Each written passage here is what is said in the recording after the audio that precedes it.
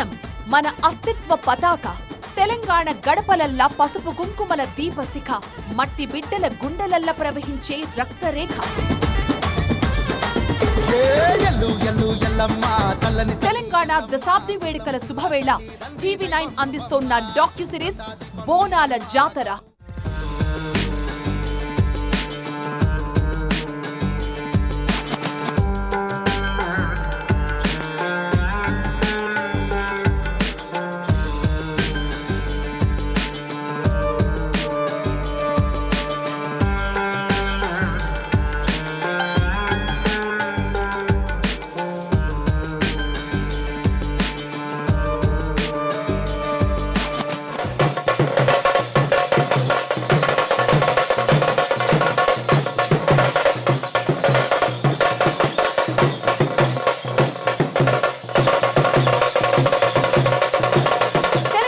Mega festival బోనాల సంబురం. అచ్చమైన పల్లె సంస్కృతికి సంకేతం, నిఖార్సైన గ్రామ సంప్రదాయానికి సందేశం, అసలైన జీవనోత్సవానికి సంతకం. ఉద్యమం తలకెత్తుకున్న హృదయ బోనం, ప్రజల గొంతు నినదించిన అస్తిత్వ గానం.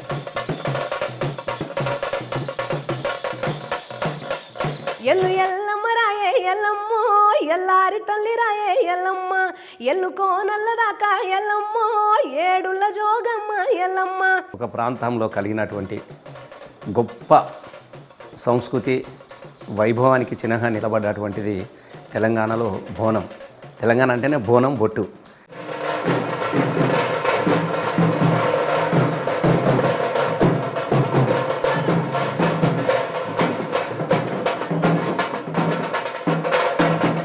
అమ్మ దేవతకు వాళ్ళు అర్పించుకుంటారు. అది ఒక ప్రక్రియలో అర్పిస్తారు. ఆ ప్రక్రియ బోనం.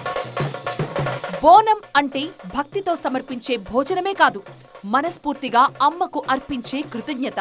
తెలంగాణ సమాజానికి ప్రత్యేకమైన ఆషాఢ కేళి. అదిగదిగో అక్కన్న మాదన్న కాలం నాటి గోలకొండ కోట. కోట పక్కనే చూసినావా, అమ్మ ఉరిమి ఉరిమి చూస్తోంది. ఎందుకో తెలుసా? ఏ దానికో తెలుసా? గ్రీష్మ ఋతువు వచ్చింది, జరంత పైలం బిడ్డ అంటూ మనల్ని హెచ్చరించే సంకేతమే అది. అందుకే అమ్మకి బోనం సమర్పించి శాంతపరిస్తే దుమ్ము ధూళి పరిశుభ్రం, ప్రకృతి ప్రకోపం పరిసమాప్తం. మత్తడి దుంకి అలుగు తన్నుకొని పారినట్టు, మెత్తటి గుండెలు సైతం నగారై మోగినట్టు, నెత్తిన బోనమెత్తి శివసత్తులు దుంకినట్టు. ధూమ్ధాం చలో ధూమ్ధాం తెలంగాణ జాతరొచ్చెరా, చలో ధూమ్ధాం తెలంగాణ జాతరొచ్చెరా.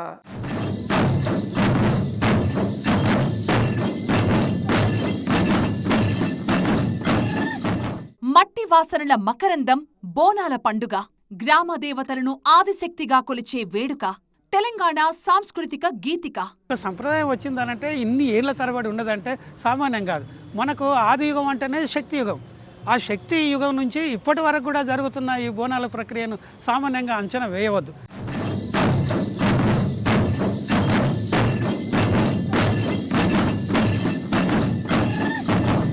అమ్మలగన్న అమ్మ చల్లని దయ అందరిపైన ఉండాలని మనస్ఫూర్తిగా మొక్కుకునే సందర్భం. అన్నం పెట్టే జగదాంబకు కృతజ్ఞతగా సమర్పించే భోజనమే ఈ బోనం.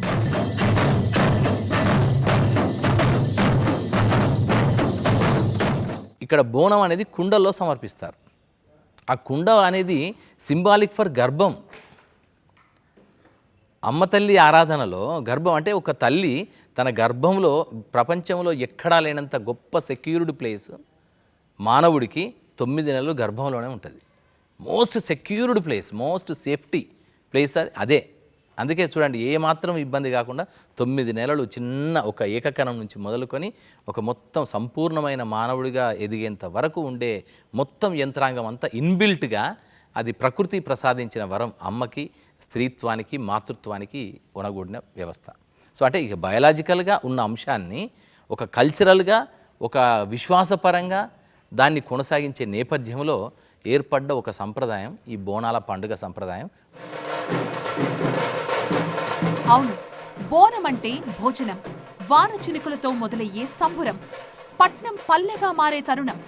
హైదరాబాద్లోనే కాదు, తెలంగాణ అంతటా ఆషాఢంలో ఆనంద తాండవం. శివసత్తుల పూనకం, శివాలెత్తే పోతరాజుల విన్యాసం.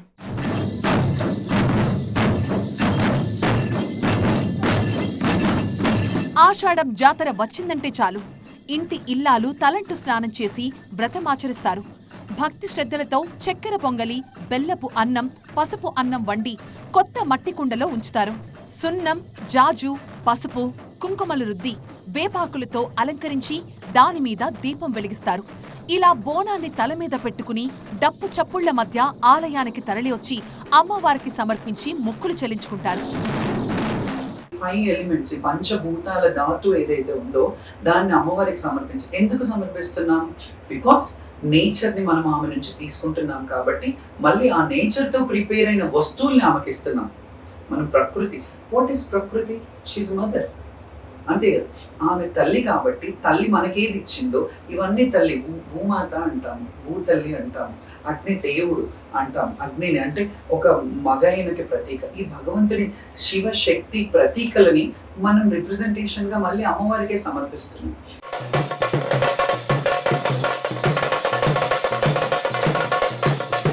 బోనాల్లో ఘటోత్సవం కన్నుల పండుగగా ఉంటుంది. ఘటం, బోనాలు మాత్రమే కాదు, అమ్మకు వేపాకు సమర్పించుట, పలహారం బండి, పోతరాజు విన్యాసం, రంగం, సాగరంపుట వంటి 8 అంశాలు ఈ ఉత్సవాల్లో ఉంటాయి.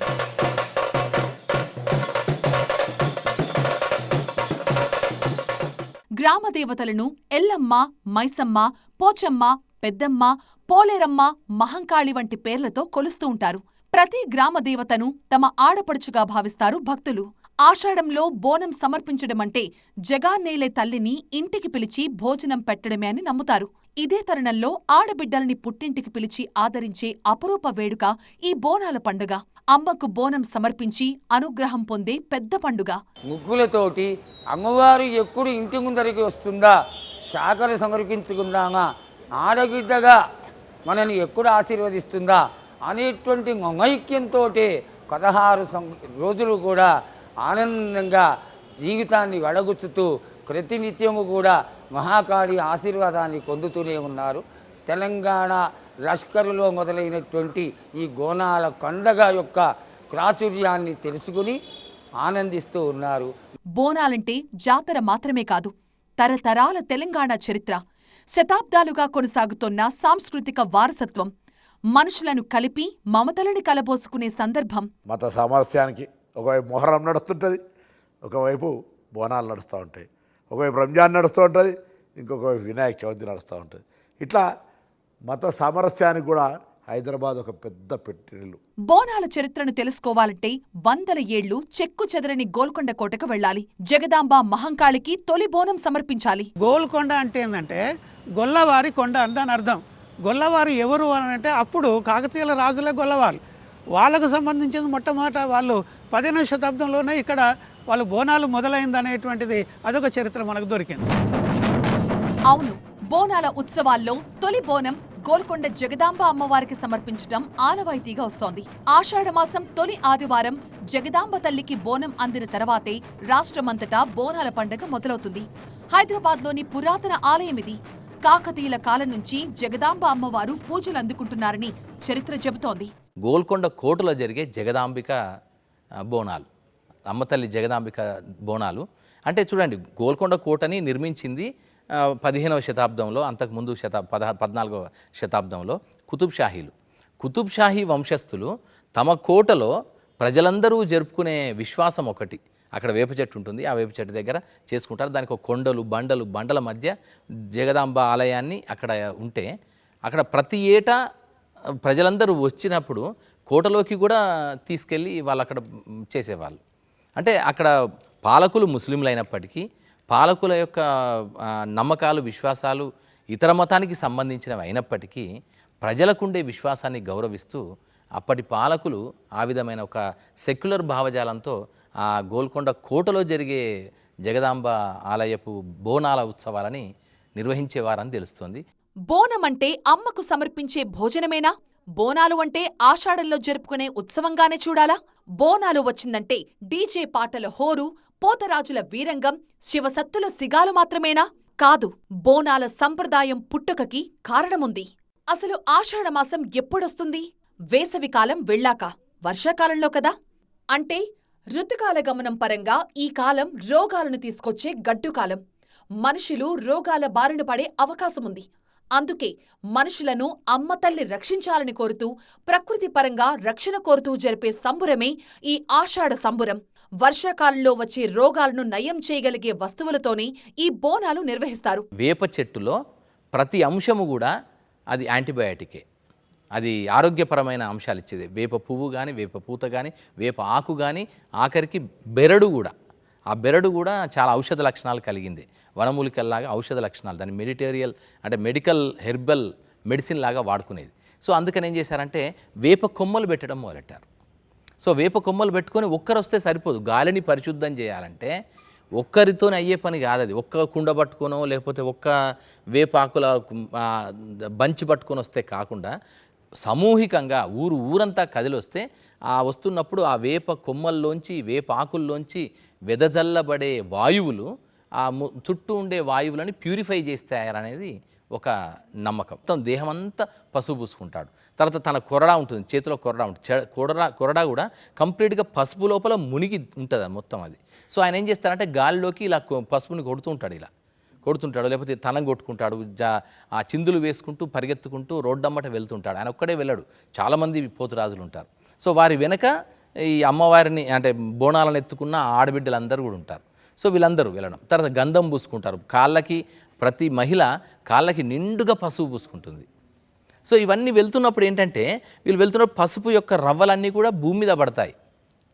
వాళ్ళు కొరడా జలిపించినా, వీళ్ళు నడుచుకుంటూ పాదాలతో నడుచుకుంటూ వెళ్ళినా, తర్వాత తలపైన ఎత్తుకున్న వేప మండలు, వేపాకుల వల్ల కానీ ఇవన్నీ ఏంటంటే ఇది ఒక ప్రకృతిని ఒక సీజన్ నుంచి మరొక సీజన్లోకి మారుతున్న దశ.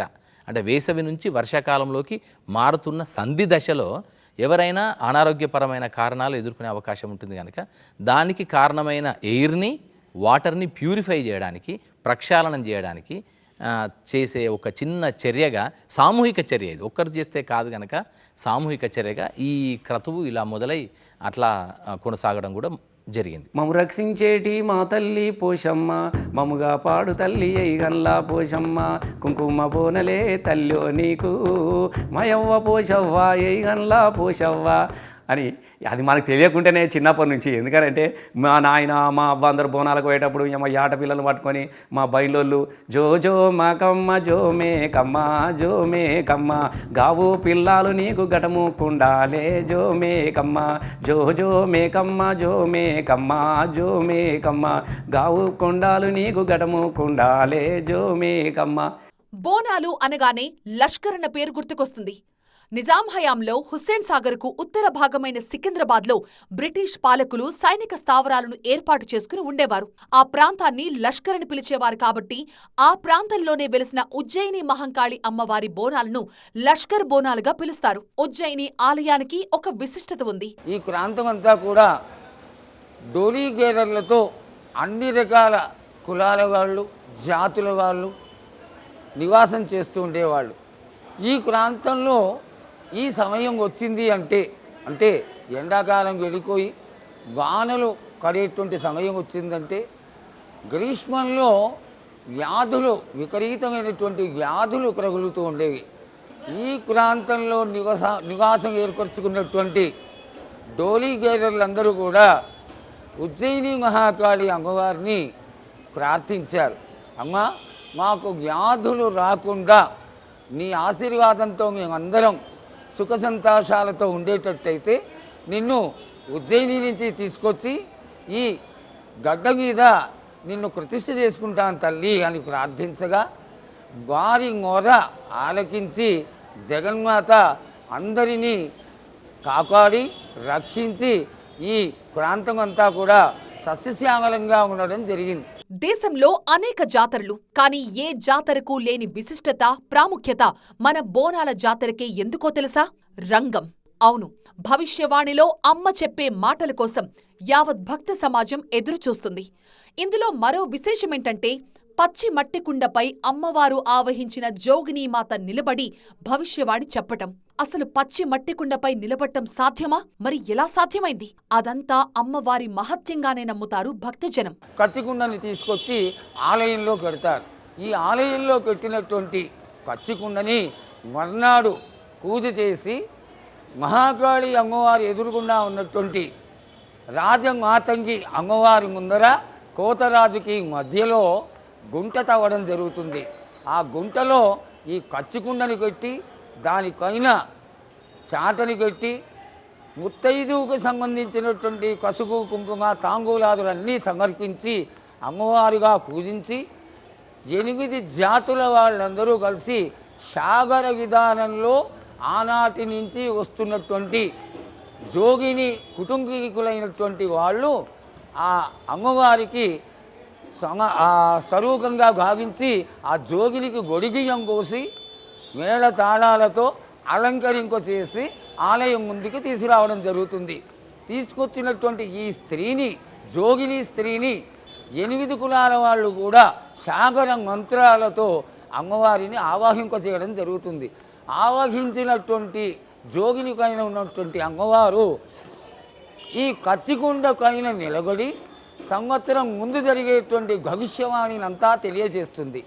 ఆ సంవత్సరం జరిగినటువంటి లోటుకాట్లు ఏమన్నా ఉంటే అది చేయవద్దని, తనకి సంతోషం కలిగిందని, తాను సంతోషంగా ఉన్నానని, భక్తులందరినీ ఆశీర్వదిస్తానని, ప్రకృతిలో కలిగేటువంటి విశేషాలన్నింటినీ తెలియచేస్తూ అందరినీ ఆశీర్వదించి అమ్మవారు ఆనాడు అందరితో పాటు తనకు కూడా జరిగినటువంటి పూజా విధుల్ని తెలియజేస్తూ నిష్క్రమిస్తుంది. నన్ను తలుసుకోండి, నా పొలిమర చుట్టూ నేను తిరుగుతూనే ఉన్నాను. నన్ను తలుసుకొని నా దగ్గరికి వచ్చి బొట్టు పెట్టుకొని మీరు ఎలాంటి పని చేద్దామన్నా కానీ ముందుకు వెళ్ళి చెయ్యండి రా బాలుడ. నేను మీ వెన్నంటి ఉండి నడిపిస్తాను. కానీ మీ లోపల క్రోధాగ్నిని తగ్గించుకోండి.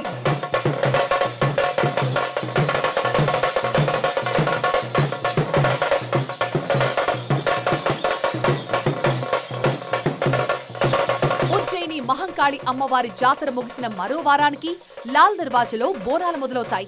ఇంతటి ప్రతిష్టాత్మకమైన వేడుకను ఇంకా అద్భుతంగా, ప్రజలు మరింత ఆనందంగా జాతర చేసుకునేలాగా తెలంగాణ ప్రభుత్వం అన్ని ఏర్పాట్లు చేస్తోంది. జోడు డప్పుల్ మోగె జోరు సప్పుల్ ఎంట యాటా పిల్లల్ నాటుకోడి పుంజుల్ నీ తానకు బయలెల్లినమే మైసమ్మ. ఎల్లవ్వ తల్లి కులదైవంగా చిన్నప్పటి నుంచి కూడా బోనాలు అనేటువంటిది కుటుంబంలో సాంప్రదాయంగా ఒక సంస్కృతిగా ఉంది.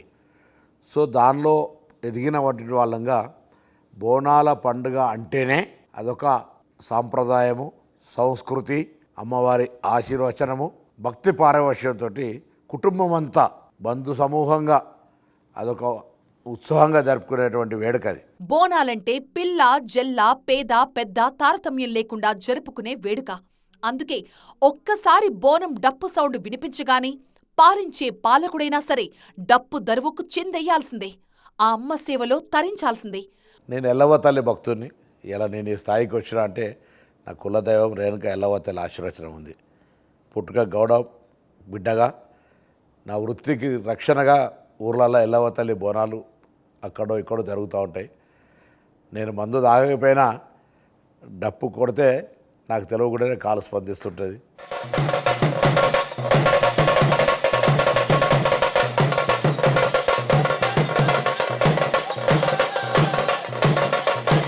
ఇది అందరికీ సంబంధించి రాజకీయాలకు అతీతంగా ప్రతి పౌరుడు కులంకు అతీతంగా జరుపుకునేటువంటి వేడుక, సాంప్రదాయానికి ప్రతీక, సాంప్రదాయానికి చిహ్నం. ఇది వందల సంవత్సరాల నుంచి బల్కంపేట ఎల్లమ్మ, ఉజ్జయిని మహంకాళి అమ్మవారు, లాల్ దర్వాజా సింహవాణి, అక్కన్న మాదన్న, అంబర్పేట్ అతను తొలి బోనంగా సమర్పించేటువంటి గోల్కొండ కిలా, ఇదంతా కూడా ఒక చరిత్ర.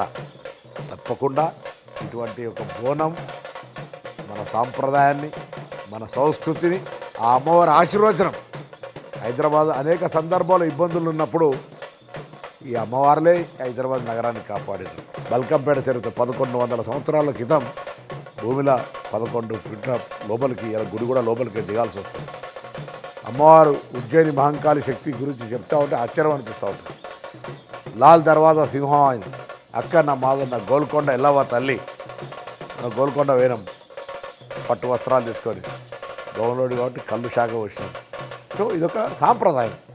కులం కుమ్మరి బోనం, గౌన్లోల శాఖ, గొల్లోళ్ళ అది. పోచమ్మ బోనాలు అనేటివి మొదట వంశపారంపర్యంగా వస్తున్నవి మా అత్తగారింట్లో. ఈ ఆషాఢమాస బోనాలు మాత్రం గత 3 సంవత్సరాలుగా మా గ్రామ దేవత అయినటువంటి కోటగండి మైసమ్మ దగ్గర మా వంచనగిరి గ్రామస్తులం నిర్వహించుకుంటున్నాము. అదే సందర్భంలో ఈసారి 3వ దశ ఈ కార్యక్రమం నిర్వహించుకోవడం జరుగుతూ ఉంది.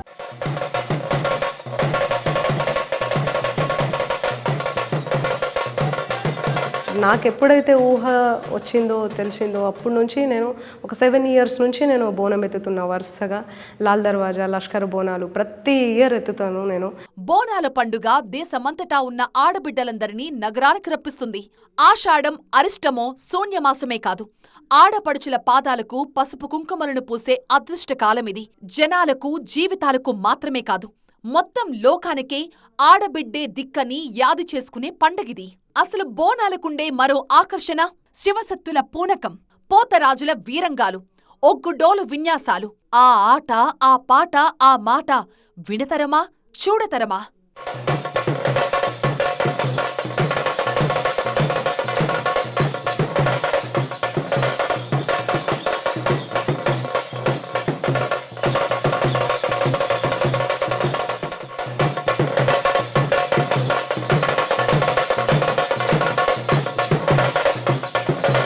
అమ్మవారు వచ్చిన వాళ్ళే శివశక్తులు, వాళ్ళే ఈ వేప మండలు పట్టుకొని అమ్మవారి దగ్గరికి బోనం తీసుకెళ్లేటప్పుడు వెళ్తారు వాళ్ళు.